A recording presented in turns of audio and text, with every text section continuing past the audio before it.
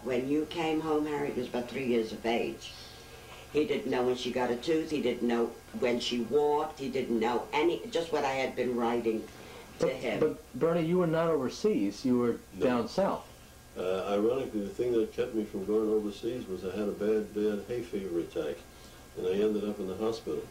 But my mail was going to Fort Meade already, which is all overseas people. That's where their mail went, and they canceled it because of a hay fever attack that I had at that time. Where were you scheduled to go? That they didn't tell me. But you were going to go to probably Europe. That's right. That's right. And you were in the Army. Mm-hmm. Now, how long were you in the Army? 2 years. And what rank were you when you got out? T5 corporal. A corporal? Oh boy. Corporal Fields. You got it. You got it. You got it. Tell him why you were discharged. Why were you discharged? I also spent a lot of time in Washington, D.C. because I ended up at Walter Reed Hospital. I developed a tumor while I was in the Army. A paratoid tumor. And I went to Walter Reed Hospital. They cut me from here to here, believe it or not. And it was quite a thing to be there. Evelyn McLean, matter of fact, I wasn't in the jewelry business then, used to have a party for the boys every Saturday night. And this was the owner of the Hope Diamond, and I'm sure you've heard of the Hope Diamond. I got pictures of her wearing it, never dreaming that when I got out of the Army I'd go into the jewelry business. Say something, Helen. You were very lucky. You were so concerned that she didn't know what to say. Just a moment. You were very lucky that, I mean, this happened while you were in the Army, because you were sent to Walter Reed Hospital.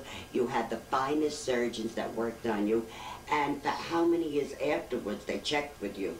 That's correct. Years afterwards they checked with him. It was a very serious operation, and I know when I went with my sister to Washington to visit him, and his whole head was bandaged, my God, all you needed was a crutch. My whole face was crooked for 6 months. His eye, everything was disfigured on one side.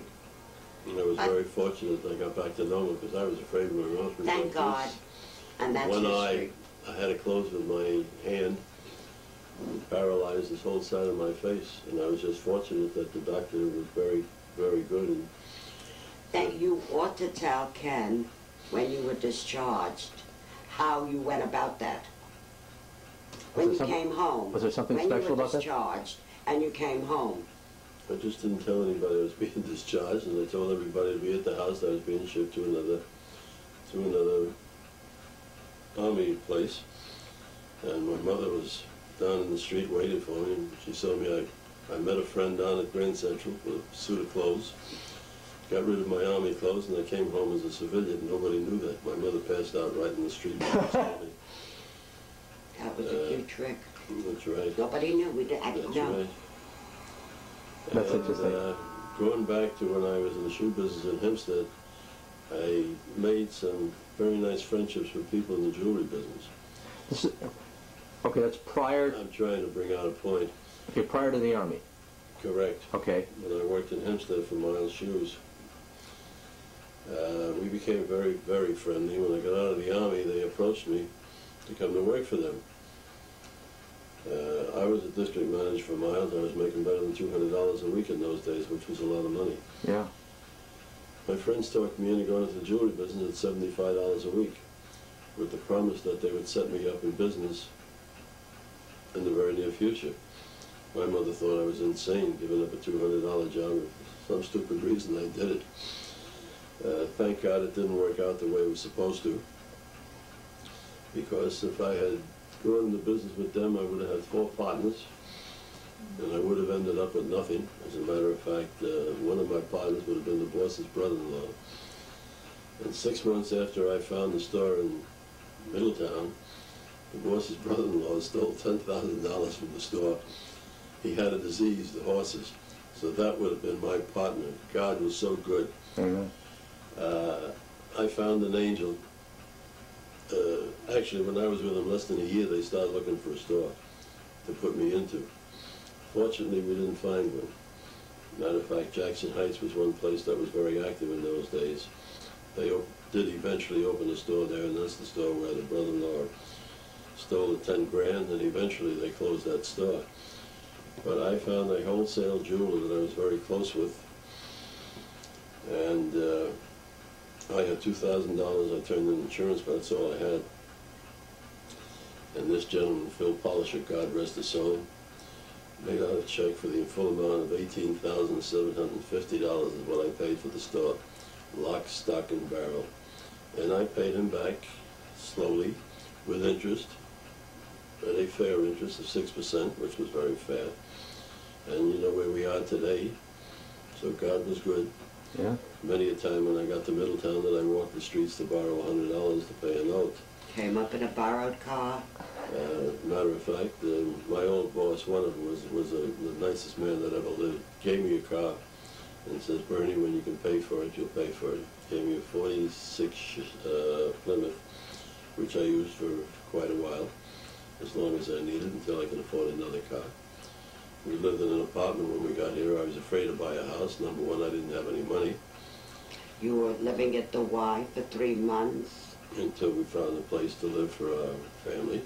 And I used to go back to the Bronx every weekend. That's interesting. No, we had the Flushing apartment. We had the Flushing no, apartment. Flushing apartment. That's Yes, right. sure, yes. That's right. I said the children were going to start school, and you better find something in Middletown. No. You were living in the Bronx. You were living in the Bronx. The Flushing apartment came after I got the job at Greenwalls. I worked for 5 years in Flushing, this outfit that I told you about, in the jewelry business. And we came here in 1950. You came here in 1950. You moved to Middletown in 1950. That's 10 years after you were married. That's Now, correct. let's back up a second. Harriet is your first child. Correct. She was born in 1943. Okay. And so she was born In Jamaica. right before you went into the military. Correct. That's right. Right. And tell us a little bit about her. Just Harriet for a minute. You said that she She was a very colored. colic. That's a. Let me choose. That, what does that mean? Well, it was very difficult when she was born, and she was a good-sized baby. It was the war years. The Kew Gardens Hospital, prior to being a hospital, it was a hotel. They converted it to be a hospital. They were short of nurses. She had the baby diarrhea, and I mean, she was very, very sick. I was lucky that with some extra care that I was able to take her home. Somehow or other, Marty was different raising. It was very difficult, and I attribute that to his being in the service, I'm being home with Mother. I think she sensed this. So it was a difficult time for her as well as a child. Very difficult for her too. So she was. Schmalke, she was a gorgeous girl, and I loved her. She was Yeah, beautiful. she was a beautiful little girl. And my mother and father just didn't know what to do for this child. I mean, you know, they had a great, my father held my mother on a pedestal with his 3 daughters. That's the way it was. There was a great deal of love in the house. What do you mean they didn't know what to do? I mean, if I was out, when I went to Washington to visit Bernie, well, they'd buy shoes and they'd buy her clothes. And I mean, they did everything for us. They had a great deal of love between the 2 of them. So did they enjoy having the grandchild there? Well, they did. They had to, because I couldn't afford to stay in the apartment in Jamaica at that time. I mean, I here was an infant and I couldn't work. And the time was different. It isn't like you have the centers where you could leave a child and go to work. So Harriet was then 3 years old when Marty was born. That's right, when he came home. Okay, in 1946. And then Marty was born. Tell us in about the that a little bit. Bronx. He was born in the Bronx Hospital. Okay. And then we were lucky, thank God, that we were able to get this apartment in Flushing. And we moved. And how long were we in I Flushing? took the job in 1945 in Flushing, Yeah. and we were there for 5 years. 5 years, and then moved to Connecticut. So the kids, so Harriet would have already been in Harriet school. was about 7. She Yeah. started school there in Jamaica, went to a progressive school Flushing. in Flushing, which taught her nothing. And Marty started kindergarten here in Connecticut. So Marty went completely through the school system here That's right. in Middletown. That's right. And Harriet started when she was in 2nd grade, 3rd grade. 3rd grade. I think it was 3rd grade. What kind of kids were they? Tell us about them when they were growing up. Yeah, well, I mean, children might wish that a school would burn. She came home crying, the school burned. That was, what was the Middletown, what was that? She enjoyed school. Grade school that she went. Yeah, the grade school, right, because he went to Stillman School. This was the one on Court Street, that's now the apartment. Oh, I forget, I should... It's called Central. Yeah. Central School, Yeah. that's right. Came home Where the apartments crying. are is Of course, Middletown the High. couple of years that she went to school in Flushing, they taught her nothing. She got into this school, this child couldn't read, she couldn't sign her name, she couldn't add, she could do nothing. I did get a tutor for her because I said, Harriet, if you can't help yourself, count on your fingers then. But she excelled because she wasn't taught in Flushing. And she went through grade school and high school. Harriet's a bright girl, a good student. And Marty was just the opposite bringing up. So long as you fed him and you changed him, he slept. Right, but that's the truth. I could remember Mother and Father used to have a card game every Saturday night, and this was in the Bronx. And it must have been New Year's, and we had a date to go out. Mom says, don't worry. She just fed him, she changed him. He was a very good child. Not that she wasn't good, but she had a rough start, I think, with this colicky business. Did they like the move to Middletown? They didn't know from nothing. It was I Yeah. that was very unhappy. Oh, you didn't like it? Middletown then, A 40 years ago, a city girl moving to isn't what Middletown. Middletown is today. Probably was nicer. I come from a very close family.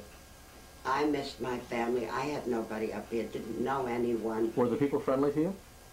Well, I knew one family.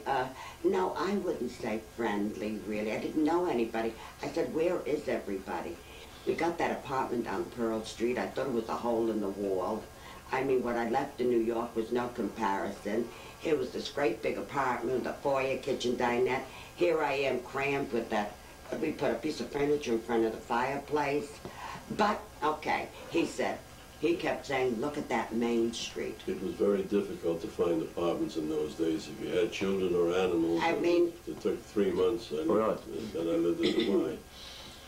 No, it was very difficult. Shopping was difficult for me because not only, it was just different. Everything was different.